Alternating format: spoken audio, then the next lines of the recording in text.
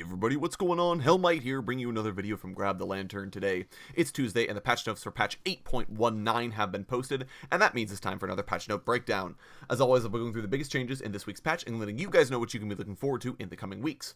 8.19 is the Worlds patch. This is what Worlds is going to be played on, and as a result, there are a lot of changes aimed specifically at professional play, but will still have a significant effect in regular play as well, because if the pros play these champions, everyone else will play these champions, etc., etc. So definitely still worth your time to take a listen to what's going on.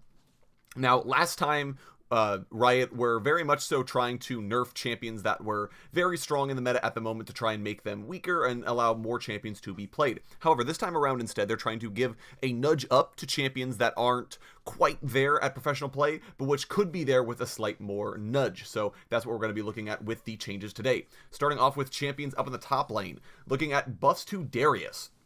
Right now, Riot are trying to help teams find a solid counterpick to tanks in the top lane, and Darius is pretty close. He's already been played a couple of times this year. He hasn't been that far out of the meta, and with these few buffs, he might be a good pick into champions like Cho'Gath or Ornn up in the top lane.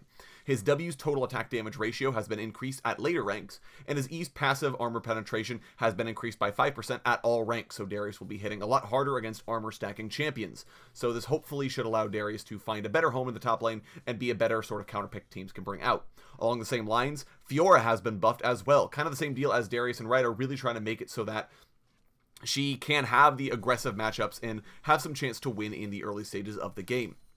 Her vitals healing has been increased at early levels, so proccing her passive constantly will give her more health back, and her Q now correctly prioritizes champions and vitals over low health minions like it used to, so this will allow Fiora to get a lot more of that poke damage and vital proccing in that she's used to. Meanwhile, moving over to junglers, Kha'Zix is being buffed on this patch. He's been struggling for around 7 patches now since Riot changed around what his ultimate does, and Riot are trying to help him be stronger without increasing his insta-give potential too much. His passive's AD ratio has been increased, his W's slow percentage has also been increased, including up to a 90% slow on a maximum rank evolved W, so it'll be very, very scary and give him ways to help contribute to his team without needing to just insta-pop somebody. Elise is being buffed as well in this patch because it's a Worlds patch and Elise needs to be played or something. Along the same lines as Kha'Zix, trying to help it so that aggressive early junglers can see play as opposed to the less playmaking junglers we have been seeing. Her W and E cooldown have both been decreased, so Elise will have more leeway to clear faster and more leeway to set up and make aggressive plays, so we'll see how that goes for her. Jarvan IV is also being buffed on this patch. They're trying to give players a wider variety of aggressive early champions, and Jarvan has been out of the meta for almost the whole year, so Riot are trying to find a way to get him back in, as he's a usual pick for teams that want high aggression junglers. His passive's per target cooldown has been decreased to 6 seconds at all levels, so he'll have more damage in extended fights, and will also clear faster because he'll get martial cadence procced on jungle monsters a lot more often than he used to. Nunu and Willem are also being buffed on this patch. A very interesting change. Riot are actually embracing the full AP one-shot snowball Nunu builds that a lot of players have been going towards, as it does capture the kind of whimsy that the champion has. As a result, his Q and E's AP ratios have both been increased to help Nunu benefit a lot more from having high amounts of ability power built up. Additionally, his W will allow you to transition to walking more smoothly, so hopefully you won't have the opportunity where you hit someone with a giant snowball and then kind of stand around not doing anything for a bit. You will be able to hit them with a snowball and move to walking a lot more smoothly than before. It's just straight buffs to Nunu, but also heavy buffs if you're building him full AP, so we'll see how those play out for him. Moving to the bot lane, Janna is being buffed on this patch. Riot are trying to help her find a niche in the current meta that's dominated by beefy supports. Her passive's movement speed to damage conversion has been increased in order to give her a slightly more poke damage against these immobile tanks that otherwise will annihilate her in lane. Thresh is also being buffed on this patch. He's a perennial favorite in professional play, but hasn't been in the meta for a long time because there are a lot of champions that kind of shut Thresh out of making early aggressive plays. So instead of just making his hooks hit harder or give him more CC, they're just buffing up how frequently he can cast them. Q's mana cost has been decreased by 20, and the cooldown has also been decreased quite substantially at early levels, so Thresh can go fishing a lot more often. Moving on as well, Tahm Kench has some changes, right? Are trying to make him less of a guaranteed pick by making him less baseline sturdy. So he won't be quite as durable in lane, but once he gets some items under his belt, will still be quite good.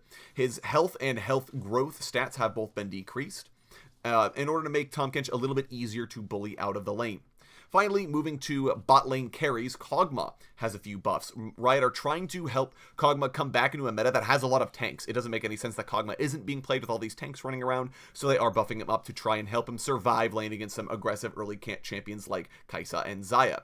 Kog's base movement speed has been increased to help him dodge a few more skill shots, and Living Artillery's range is now 1300 at rank 1 to hopefully let Kog'Maw land those maximum range Living Artilleries and really get some kills in.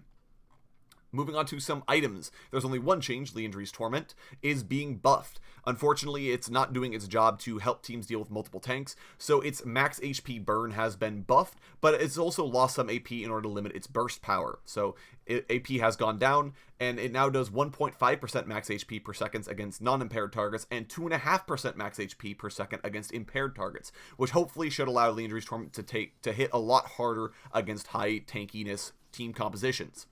Finally, and this is sort of a small change, Champion VFX and SFX have been updated on a handful of champions, so these should look and feel a little bit better or worse if you're Jarvan the Fourth, unfortunately. So go ahead and look out for these changes in game. Jarvan the Fourth, Lee Sin, Veigar, and Vi all have new ability effects, both sound-wise and particle-wise, so you can look forward to seeing those in game. Anyways, that's going to be it for me today, guys. Go ahead and let me know which changes you're most excited for down in the comment section below. Would love to hear your thoughts. If you enjoyed today's video, go ahead and leave a like. And if you really enjoyed the video, consider subscribing. I upload a video every Monday, Friday, and on patch days, like today as well. And if you're looking for more Grab Lantern content, you can check out my blog, which is linked down in the description. I upload articles just about each and every single day for your enjoyment. Once again, thank you guys so very much for watching. I do appreciate it. And I'll talk to you all later.